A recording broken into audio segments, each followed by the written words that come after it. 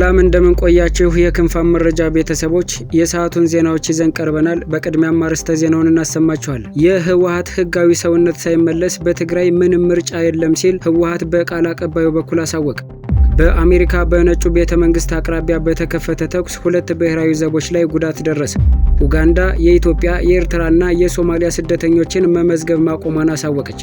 አውሮፓ የሚኖሩ ኢትዮጵያውያን ኢትዮጵያ ውስጥ ይፈጸማል ያሉትን ግድያ በሰልፍ አወገዙ። ቀጥለን ዝርዝሩን እናሰማችኋለን። ላይክ፣ ሼር፣ ሰብስክራይብ እያደረጋችሁ እንድትከታተሉን እንጋብዛለን።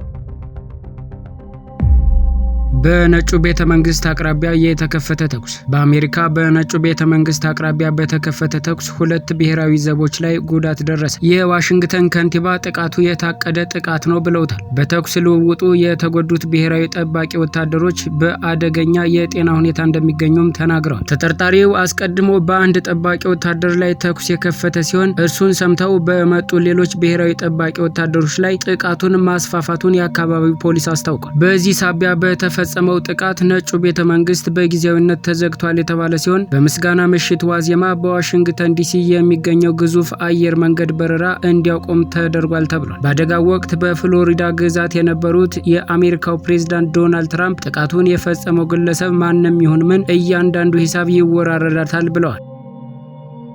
አውሮፓ የሚኖሩ ኢትዮጵያውያን ኢትዮጵያ ውስጥ ይፈጸማል ያሉትን ግድያ በሰልፍ አወገዙ። ጀርመን ውስጥና በአጎራባች የአውሮፓ ሀገራት የሚኖሩ ኢትዮጵያውያንና ትውልደ ኢትዮጵያውያን ኢትዮጵያ ውስጥ በተለይ በኦርቶዶክስ ተዋሕዶ ክርስቲያኖች ላይ ይፈጸማል ያሉትን ግድያ፣ ግፍና ማፈናቀልን ዛሬ በርሊን ጀርመን ውስጥ ባደረጉት የአደባባይ ሰልፍ አወገዙ። በኢትዮጵያ ኦርቶዶክስ ተዋሕዶ ቤተክርስቲያን የጀርመንና አካባቢው ሀገረ ስብከት በጠራው ሰልፍ ላይ የታደሙት ሰልፈኞች እንደሚሉት የኢትዮጵያ መንግስት በተለያዩ አካባቢዎች በተደጋጋሚና ሆን ተብሎ የሚፈጸመውን ግድያና ግፍ እስካሁን ማስቆም አልቻለም ብለዋል። የሚፈጸመው ግድያ፣ ግፍና በደል እንዲቆም ዓለም አቀፉ ማህበረሰብ በኢትዮጵያ መንግስት ላይ ጫና እንዲያሳርፍም ጠይቀዋል። ነጋሽ መሐመድ ከሰልፉ አስተባባሪዎች፣ ሊቀ ካህናትና ዶክተር መራዊ ተበጀ በጀርመን የኢትዮጵያ ኦርቶዶክስ ተዋሕዶ ቤተክርስቲያን መስራችና መላከመዊ ልሳነ ወርቅ ውቤ በኢትዮጵያ ኦርቶዶክስ ተዋሕዶ ቤተክርስቲያን የጀርመን ሀገረ ስብከት ስራ አስኪያጅ መላከመዊ ልሳነ ወርቅ ውቤን በስልክ አነጋግሯቸዋል። ስለ ጉዳዩም በጥልቀት ተወያይተዋል ነው የተባለው። ኡጋንዳ የኢትዮጵያ የኤርትራና የሶማሊያ ስደተኞችን መመዝገብ ማቆሟን አስታወቀች። ምስራቅ አፍሪካዊቱ ሀገር ኡጋንዳ የአፍሪካ ቀንድ ሀገራት ከሆኑት ከኢትዮጵያ፣ ከኤርትራና ከሶማሊያ ለሚመጡ ሰዎች የስደተኝነት ምዝገባ ማቆሟን አስታወቀች። የኡጋንዳ እርዳታ የአደጋ ዝግጁነትና የስደተኞች ሚኒስተር ሂላሪ ኦኔክ እንደተናገሩት ሰራተኞቻቸው ከ3 ሀገራት የሚመጡ ስደተኞችን እንዳይመዘግቡ ማዘዛቸውንና ለዚህም ምክንያት በአገሪቱ ውስጥ ድጋፍ ስለሌለ መሆኑንም ጠቅሰዋል። ይህ የሚኒስተሩ ውሳኔ የተሰማው ወደ ኡጋንዳ የሚገቡ ስደተኞች ቁጥር በከፍተኛ ሁኔታ በጨመረበትና ከለጋሾች ስደተኞች ተብሎ የሚመጣው ድጋፍ በመቀነሱ እንደሆነ የኡጋንዳ ዘ ዴይሊ ሞኒተር ዘግቧል። ቀደም ባሉት ዓመታት ከ3 ሀገራት የሚመጡ ስደተኞች መዳረሻ ኬንያ የነበረች ሲሆን ከቅርብ ዓመታት ወዲህ በተለያዩ ምክንያቶች የተነሳ ኡጋንዳን የተሻለች አድርገው በመምረጣቸው በርካታ ስደተኞች ከኢትዮጵያ፣ ከኤርትራና ከሶማሌ ወደ አገሪቱ እየገቡ ነው። ይህ አሁኑ የእገዳ ውሳኔ አዲስ የሚመጡ ስደተኞችን የሚመለከት እንጂ ቀደም ሲል ወደ ኡጋንዳ በመግባት የተመዘገቡትን የ3ቱን ሀገራት ዜጎች የሚመለከት እንዳልሆነም ተገልጿል። ሚኒስተሩ እስካሁን ወደ ኡጋንዳ የገቡት ስደተኞች ቁጥር ወደ 2 ሚሊዮን እየደረሰና በየዕለቱ እየጨመረ መሆኑን አመላክተው በየቀኑ በ100ና በ200 መካከል የሚቆጠሩ ስደተኞች ከዴሞክራቲክ ኮንጎ ብቻ ወደ ኡጋንዳ ይገባሉ ብለዋል። ኡጋንዳ በበርካታ ስደተኞች ተመራጭ የሆነችው ስደተኞች በነጻነት እንዲንቀሳቀሱ በስራና በንግድ እንዲሰማሩ ከመፍቀዷ በተጨማሪ ለዜጎች የተፈቀዱ አገልግሎቶችን መጠቀም ስለሚችሉ ነውም ብለዋል። ሚኒስተሩ እንዳሉት ኡጋንዳ ስደተኞችን ለመደገፍ በየዓመቱ 2 ቢሊዮን ሽልንግ የኡጋንዳ ገንዘብ ታወጣለች ብለዋል። አሁን ኡጋንዳ እንዳይመዘገቡ እገዳ የተጣለባቸው የኢትዮጵያ፣ የኤርትራና የሶማሊያ ስደተኞች በዋናነት በፖለቲካ ምክንያቶች በጦርነትና የአገራቸው መንግስትና ሌሎች ኃይሎችን በመስጋት ነው የሚሰደዱት ሲሉ ሲሉም አክለው ገልጸዋል። የተባበሩት መንግስታት የስደተኞች መረጃ ድርጅት መረጃ እንደሚያመለክተው በአሁኑ ጊዜ በኡጋንዳ ውስጥ ከ56000 በላይ ኤርትራውያን፣ ወደ 50000 የሚጠጉ ሶማሊያውያንና 16000 የሚሆኑ ኢትዮጵያውያን ይገኛሉ ተብሏል። በቅርቡ የኬንያ መንግስት ከኢትዮጵያና ከኤርትራ ወደ ግዛቱ የሚገቡ ስደተኞችን ምዝገባ የማቆም ውሳኔ ቢያሳልፍም የስደተኞችና የሰብአዊ መብት ተከራካሪዎች ውሳኔውን በመቃወም በመንግስት ላይ ክስ ከፍተው በፍርድ ቤት አሳግደውታል።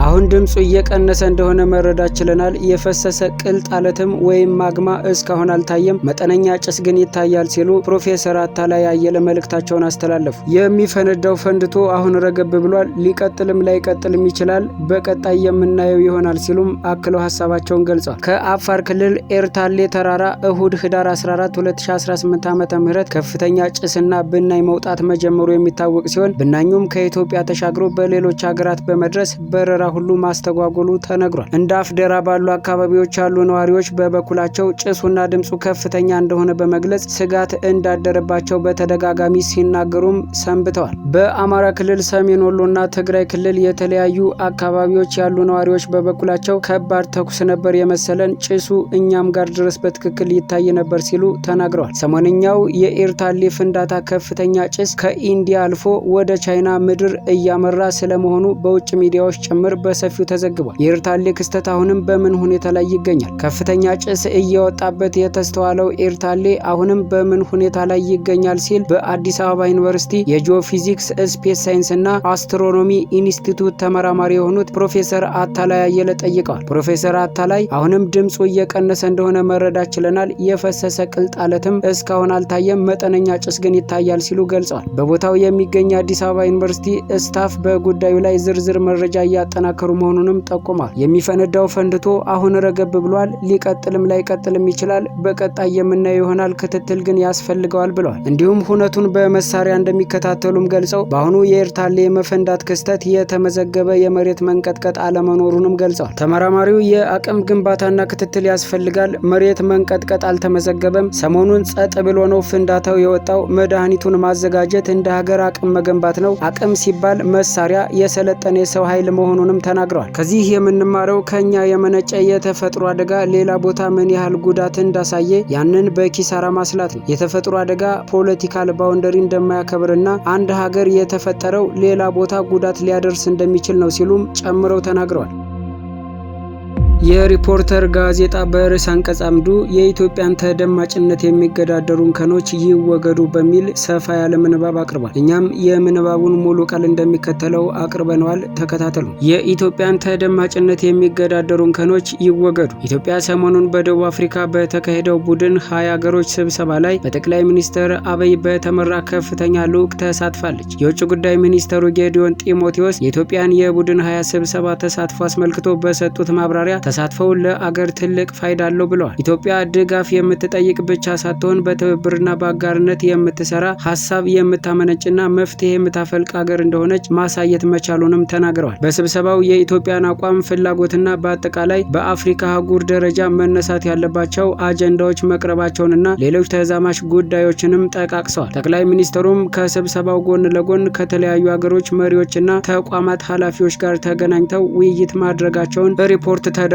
በአፍሪካ ለመጀመሪያ ጊዜ በተዘጋጀው የቡድን 20 ሀገሮች ስብሰባ ላይ መገኘት መልካም አጋጣሚ ሲሆን እግረ መንገዱንም የሚገኙ እድሎችን ለመጠቀም የሚያስችል ተግባራት ሊታሰብባቸው ይገባልም ተብሏል። ኢትዮጵያ ከዚህ ቀደም በታላላቅ ዓለም አቀፍ መድረኮች ላይ የመገኘት እድሎች ቢያጋጥሟትም በውስጣዊ ፖለቲካ ችግሮች ምክንያት ወደፊት ገፍታ ለመራመድ ስትቸገር ኖራለች። ውስጣዊ ፖለቲካ ችግሮች ውጫዊ ጫናዎችን እያስከተሉ የተረጋጋና ሰላማዊ ምህዳር ለመፍጠር አልተቻለም። በቀዳማዊ ኃይለ ሥላሴ ዘመን ከተባበሩት መንግስታት ድርጅት ተመድ መስራችነት ጀምሮ የአፍሪካ ህብረት እስከ መመስረት የዘለቀው ጉዞ በዘመነ ደርግ ተጠናክሮ ሊቀጥል ባለመቻሉ ኢትዮጵያ ከቀዝቃዛው የዓለም ጦርነት ተፋላሚዎች አንደኛው የሆነውን የምስራቁ ጎራ ተቀላቅላ ችግሮች ተፈጥረው ነበር። በተጨማሪም በሰሜን ኢትዮጵያ በኤርትራና በትግራይ ከሻቢያ ከህወሓት እንዲሁም ከአጋሮቻቸው ጋር ለዓመታት የዘለቁ ጦርነቶች በመካሄዳቸው ከእልቂት በተጨማሪ ረሃብና ስደት ተስፋፉ። የውጭ ኃይሎች ጣልቃ ገብነት በመጠናከሩም አማጽያኑ ከፍተኛ ድጋፍ እያገኙ ማዕከላዊ መንግስቱ ተፈረካከሰ። በሂደትም የደርግ ስርዓት ሲወገድ ኤርትራ ከኢትዮጵያ ተገነጠለች። የኢትዮጵያና የኤርትራ መለያየት በአግባቡ ባለመከናወኑ ከዚያን ጊዜ ጀምሮ እስካሁን ድረስ ለሚነሱ ግጭቶች ምክንያት ሆነ። በአሁኑ ጊዜ በኢትዮጵያ በኩል የሚቀርበው የባህር በር ጥያቄ መሰረታዊ መነሻው ደርግን አሸንፎ በኢትዮጵያ ስልጣን የያዘው ህወሓት መራሹ ኢህአዴግ ከማንም በፊት ቀድሞ በአሁኑ ጊዜ በኢትዮጵያ በኩል የሚቀርበው የባህር በር ጥያቄ መሰረታዊ መነሻ ደርግን አሸንፎ በኢትዮጵያ ስልጣን የያዘው ህወሓት መራሹ ኢህአዴግ ከማንም በፊት ቀድሞ እውቅና ከመስጠት አልፎ ኢትዮጵያን የባህር በር የሚያሳጣ ውሳኔ ላይ በመድረሱ እንደሆነ ላለፉት 3 አስርት ዓመታት በላይ ብዙ ተብሎበታል። አሁንም የዚያን ጊዜን ቁጭት የሚያስታውሱ ግለሰቦች ጉዳዩን በመቀስቀስ ገጠመኞቻቸውን በማንሳት የተለያዩ ማብራሪያዎችን ሲሰጡ ይደመጣል። የኢትዮጵያ ፖለቲካ ኃይሎች በአገር ጉዳይ በጋራ የመምከር ባህልም ሆነ ልምድ ስለሌላቸው አንደኛው ወገን የበላይነቱን ሲይዝ ለሌላኛው ጀርባ መስጠቱ ከትውልድ ወደ ትውልድ የሚተላለፍ ጠባሳ እየፈጠረ ሰላምና ለመረጋጋት ጠንቅ ሲሆን ነው የሚታየው። ከእንዲህ አይነቱ ትውልድ ተሻጋሪ ቀውስ ውስጥ መውጫ መንገድ መፈለግ አለበት። ኢትዮጵያ በተመድም ሆነ በአፍሪካ ህብረት ወይም በሌሎች ዓለም አቀፍ መድረኮች ተቀባይነትና ተደማጭነት የሚኖራት ውስጣዊ ሰላሟን አረጋግጣ በንግድና በኢንቨስትመንት ሸሪክ የሚሆኗት ሁነኛ አውዶችን ስታበጅ ነው። በአፍሪካ ቀንድና በመላው አፍሪካ ከሁሉም ሀገሮች ጋር በአፍሪካ ነፃ ንግድ ቀጠና አማካኝነት መገበያየት ስትችልና ከአውሮፓ፣ ከእስያ፣ ከሰሜንና ከደቡብ አሜሪካ እንዲሁም ከሌሎች ሀገራት ጋር በውጭ ቀጥተኛ ኢንቨስትመንት ስትተሳሰር ድህነት ታሪክ ይሆናል። ከ130 ሚሊዮን በላይ ህዝብና በርካታ የተፈጥሮ ሀብቶችን የታደለች ሀገር ለብዙዎች የምታጓጓ የገበያ መዳረሻ ማድረግ ሲቻል ተቀባይነቷ፣ ተደማጭነቷ እየጨመረ በዓለም አቀፍ መድረኮች አንጸባራቂ ትሆናለች። ለዚህም ደግሞ መንግስትም ሆነ ገዢው ፓርቲ ከሁሉም ተፎካካሪ ፓርቲዎችና ተቀናቃኞች ጋር ህጋዊና ሰላማዊ ንግግር፣ ድርድር እንዲኖረው ማበረታታት ይጠበቅባቸዋል። ለእልቂትና ለውድመት የሚዳርጉ ግጭት ቀስቃሽ ምክንያቶች በሰላማዊ ንግግር ፈር ይዘው ዘላቂና አስተማማኝ ሰላም እንዲሰፍን መፍትሄ መፈለግ አለበት። በመንግስታዊ ተቋማት፣ በግሉ ክፍለ ኢኮኖሚና በማህበረሰብ ውስጥ ጭምር ሙስና የሚባለው ካንሰር እንዲወገድ ቁርጠኝነት ይኑር። ኢትዮጵያ ውስጥ በአነስተኛ ደረጃ እንጂ ከፍተኛ ሙስና እንደሌለ በተደጋጋሚ ሲነገር ይሰማል። ይህ አባባል በአሁኑ ጊዜ ትክክል ሊሆን የሚችልበት አንዳችም አሳማኝ ነገር የለም። በሁሉም ስፍራ በአንድ ሌሊት በአቋራጭ የሚከብሩ ሚሊዮነሮች የሚፈጠሩባት ሀገር ውስጥ የሚያዋጣው እውነታውን ተገንዝቦ ቆራጥ ውሳኔ ላይ ለመድረስ የሚያስችል እቅድ መዘርጋት ብቻ ነው። በብዙዎቹ መንግስታዊ አገልግሎት መስጫዎች ያለ እጅ መንሻ የሚፈልጉትን ማስፈጸም እያቃተ መጥቷል። ከግብር አሰባሰብ ጀምሮ እስከ ተለያዩ መንግስታዊ አገልግሎቶች ድረስ የሚጠየቀው ህገወጥ ክፍያ ምን ያህል አስመራሪ እንደሆነ ከፍተኛ የመንግስት ባለስልጣናት በተገኙባቸው መድረኮች ጭምር በተደጋጋሚ የተነገረ ነው። የአገርና የህዝብ ገንዘብ ንብረት ዝርፊያን በተመለከተ ደግሞ የፌዴራል ዋና ኦዲተር መስሪያ ቤትን የኦዲት ግኝት ሪፖርተሮች ማገላበጥ ብቻ በቂ ነው። ኢትዮጵያ በዓለም አቀፍ ደረጃ ተቀባይነትና ተደማጭ እንድትሆን ወደኋላ የሚጎትቷትን እንከኖች ማስተካከል ያስፈልጋል። ከበፊት ጀምሮ በሰብአዊና በዴሞክራሲያዊ መብቶች ጥሰት የገደፈ ገጽታዋ ማስተካከያ ይሻል። ሰብአዊና ዴሞክራሲያዊ መብቶች በስፋት ሲጣሱ በዓለም ዙሪያ ያሉ የመብት ተቆርቋሪዎችና ሚዲያዎች ጥያቄ ያነሳሉ። ዜጎች መብቶቻቸው ተከብረው በነጻነት እንዲኖሩ የሚያስችል ምህዳር መፈጠር አለበት። የመንግስት እያንዳንዱ ስራ በግልጸኝነት፣ በተጠያቂነትና በኃላፊነት መርህ መመራት ይኖርበታል። የጸጥታና የፍትህ አካላት ስራቸውን በገለልተኝነት እንዲወጡ ማድረግ ተገቢ ነው። ህጋዊነት የሁሉም ነገር መሰረት ሲሆን ህገወጥነትና ስርዓት አልበኝነት ቦታ አይኖራቸውም። ህግ የተጣሰ ግለሰቦች ወይም ቡድኖች ያለ ከልካይ እንዳሻቸው ሲሆኑ ግን በውስጥም በውጭም ተቃውሞ ይበረታል። ከህግ የበላይነት ያፈነገጡ ድርጊቶች ሲበዙ በአፍሪካም ሆነ በዓለም አቀፍ ደረጃ ተቀባይነቱና ተደማጭነቱ ይቀዘቅዛል። ህግና ስርዓት ሲኖር ግን የኢትዮጵያን ተደማጭነት የሚገዳደሩ እንከኖች በሙሉ ይወገዳሉ። ህወሓት በቃል አቀባዩ በኩል አዲስ መግለጫ ወጣ። የህወሓት ህጋዊ ሰውነት ሳይመለስ በትግራይ ምንም ምርጫ አይኖርም ሲል ህወሓት አዲስ በሾመው ቃል አቀባዩ በኩል አሳውቋል። አዲሱ የህወሓት ቃል አቀባይ አቶ ሚካኤል አስገዶም ትናንት ለሚዲያዎች መግለጫ የሰጡ ሲሆን ምርጫ ቦርድ የህወሓትን ህጋዊ ሰውነት ካልመለሰ መጪው ምርጫ በትግራይ እንደማይካሄድ መናገራቸው ተዘግቧል። ህወሓት ችግር ውስጥ ነው ማለት የትግራይ ህዝብ ችግር ውስጥ ነው። አብዛኛው የህወሓት አመራር ምሁራንና ወጣቶች ናቸው። ህወሓት ሊነቀልም ሊተከልም የሚችለው በትግራይ ህዝብ ብቻ ነው ብለዋል። ቃል አቀባዩ የኢትዮጵያ መንግስት የፕሪቶሪያን ስምምነት ተግባራዊ ከማድረግ ይልቅ የታጠቁ ቡድኖችን እያንቀሳቀሰና እያስታጠቀ መሆኑንና ድሮኖቹን ጭምር እየተኮሰ መሆኑንም ተናግረዋል። ምንም እንኳን የፌዴራል መንግስት ስምምነቱን ተግባራዊ ለማድረግ ያለው ፍላጎት ዝቅተኛ ቢሆንም ህወሓት አሁንም ዝግጁ መሆኑን ተናግረዋል። ቃል አቀባዩ ወደ ምዕራብ ትግራይ የተጀመሩ የአየር በረራዎች ተፈናቃዮችን እየመለሱ ነው ለማለት ሴራና የሚዲያ ፍጆታ መሆናቸውን ተናግረዋል።